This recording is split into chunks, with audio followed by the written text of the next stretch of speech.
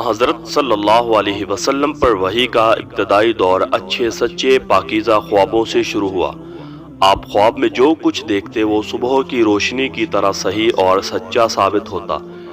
پھر من جانب قدرت آپ تنہائی پسند ہو گئے اور آپ صلی اللہ علیہ وسلم نے غار حرا میں خلوت نشینی اختیار فرمائی اور کئی دن اور رات وہاں مسلسل عبادت اور یاد الہی و ذکر و فکر میں مشغول رہتے۔ جب تک گھر آنے کو دل نہ چاہتا توشہ ہمراہ لیے ہوئے وہاں رہتے۔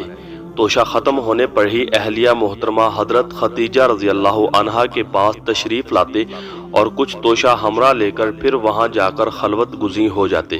یہی طریقہ جاری رہا یہاں تک کہ آپ پر حق منکشف ہو گیا اور آپ غار حرا میں ہی قیام پذیر تھے کہ اچانک حضرت جبرائیل علیہ السلام آپ کے پاس حاضر ہوئے اور کہنے لگے کہ اے محمد پڑھو۔ آپ فرماتے ہیں کہ میں نے کہا کہ میں پڑھنا نہیں جانتا۔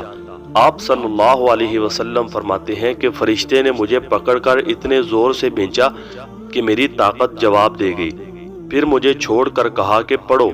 میں نے پھر وہی جواب دیا کہ میں پڑھا ہوا نہیں ہوں۔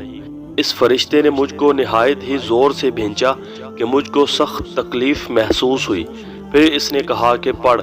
میں نے کہا کہ میں پڑھا ہوا نہیں ہوں۔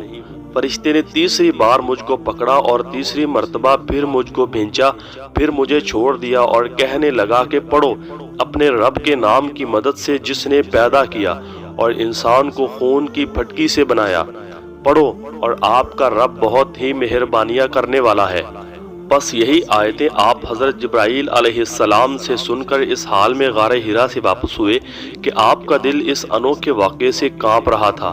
آپ حضرت خدیجہ کے ہاں تشریف لائے اور فرمایا کہ مجھے کمبل اڑا دو، مجھے کمبل اڑا دو۔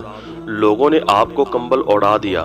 جب آپ کا ڈر جاتا رہا تو آپ نے اپنی زوجہ محترمہ حضرت خدیجہ رضی اللہ عنہا کو تفصیل کے ساتھ یہ واقعہ سنایا اور فرمانے لگے کہ مجھ کو اب اپنی جان کا خوف ہو گیا ہے۔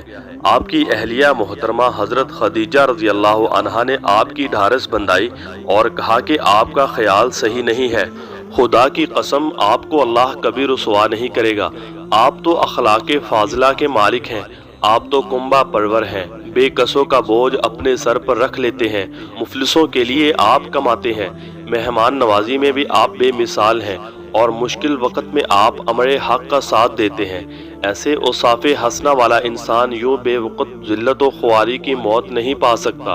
پھر مزید تسلی کے لیے حضرت خدیجہ رضی اللہ عنہا آپ صلی اللہ علیہ وسلم کو ورقہ بن نوفل کے پاس لے گئی جو ان کا چچا زاد بھائی تھے اور زمانہ جاہلیت میں نصرانی مذہب اختیار کر چکے تھے اور عبرانی زبان کے کاتب تھے، چنانچہ انجیل کو بھی حسب منشائے خداوندی عبرانی زبان میں ہی لکھا کرتے تھے۔ وہ بہت بوڑھے ہو گئے تھے، یہاں تک کہ ان کی بینائی بھی رخصت ہو چکی تھی۔ حضرت خدیجہ رضی اللہ عنہا نے ان کے سامنے آپ کے حالات بیان کیے اور کہا کہ اے چچا زاد بھائی، اپنے بھتیجے محمد صلی اللہ علیہ وسلم کی زبانی ذرا ان کی کیفیت سن لیجئے۔ وہ بولے کہ بھتیجے آپ نے جو کچھ دیکھا ہے اس کی تفصیل سناؤ۔ چنانچہ آپ صلی اللہ علیہ وسلم نے از اول تا آخر پورا واقعہ سنایا، جسے سن کر ورقہ بے اختیار ہو کر بول اٹھے کہ یہ تو وہی ناموس معزز رازدان فرشتہ ہے جسے اللہ نے حضرت موسیٰ علیہ السلام پر وحی دے کر بھیجا تھا۔ کاش میں آپ کے ساتھ اس عہد نبوت کے شروع ہونے پر جوان عمر ہوتا، کاش میں اس وقت تک زندہ رہتا جبکہ آپ کی قوم آپ کو اس شہر سے نکال دے گی۔ رسول اللہ صلی اللہ علیہ وسلم نے یہ سن کر تعجب سے پوچھا، کیا وہ لوگ مجھے نکال دیں گے حالانکہ میں تو ان میں صادق اور امین مقبول ہوں؟ ورقہ بولا، ہاں یہ سب کچھ سچ ہے، مگر جو شخص بھی آپ کی طرح امر حق لے کر آیا لوگ اس کے دشمن ہی ہو گئے۔ اگر مجھے آپ کی نبوت کا وہ زمانہ مل جائے تو میں آپ کی پوری مدد کروں گا، مگر ورقہ کچھ ہی دنوں کے بعد انتقال کر گئے۔ پھر کچھ عرصہ تک وحی کی آمد موقوف رہی۔